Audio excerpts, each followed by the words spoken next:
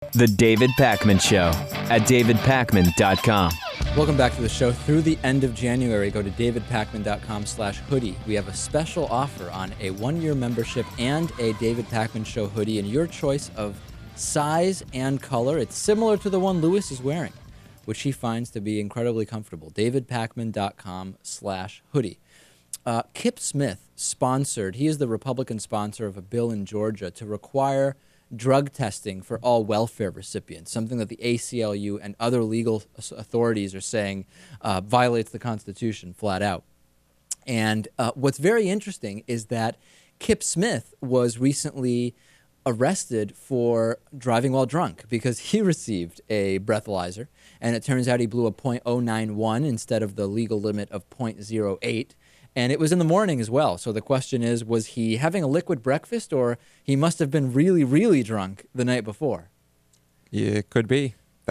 Probably that's the one. First, initially, Kip Smith, whose actual name is John Andrew Smith, told the officer he hadn't consumed any alcoholic beverages.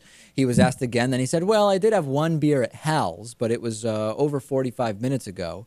And then he refused to take the breathalyzer. Then he did take the breathalyzer, .091. Now, Smith is a sponsor of this Georgia House Bill 464, and the idea of the bill is to require random drug testing for citizens on public assistance. Now, in response to Smith's legislation, State Rep. Scott Holcomb introduced a bill last month that would require all state lawmakers to be subject to random drug testing. Seems to make sense, right? I mean, public assistance, drawing your salary from the public. It seems like it makes sense to me. We want to make sure nobody's on drugs if that's the door we're opening up. Yeah. Do you agree with that? That they should all be drug tested? Yeah. I mean, if you're going to say the welfare recipients need to because it's public money, your salary is public money. You should be randomly drug tested too. I guess that's fair. And random drug tests are likely to be found unconstitutional. It's known as suspicionless search.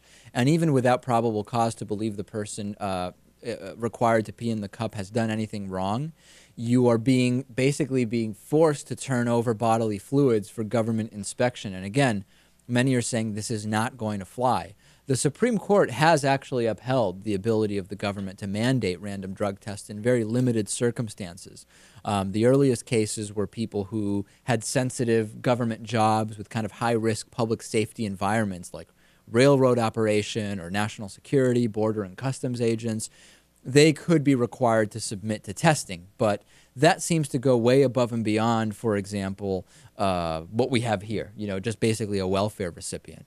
And I just don't think it's going to fly. And there are a number of examples where courts have struck this down. Lanier versus the city of Woodburn in 2009, Marchwinsky versus Howard. There's a number of these, Lewis. So I really don't think it's going to fly. However, if it does, it seems like really we need to be very concerned about the lawmakers not being on drugs or driving drunk either. That would be great. I think that is going to be harder to get that legislation passed, especially when it's they themselves who are passing it. If anybody receiving taxpayer money is forced to take drug tests, then everyone receiving taxpayer money should have to. And wait a second, that'll add a lot of government, won't it? That's a big layer. That's yet another layer of government. Everybody, in a manner of speaking, receives taxpayer money, right? Do they? In the form of services. I mean, government services, government programs. Well, just because you drive on roads doesn't mean that you're receiving government money. I mean, it goes back into the community. Yeah, but you're really muddling the pot. I'm talking about people who are receiving money from the government. From the government. Yeah, exactly. Okay.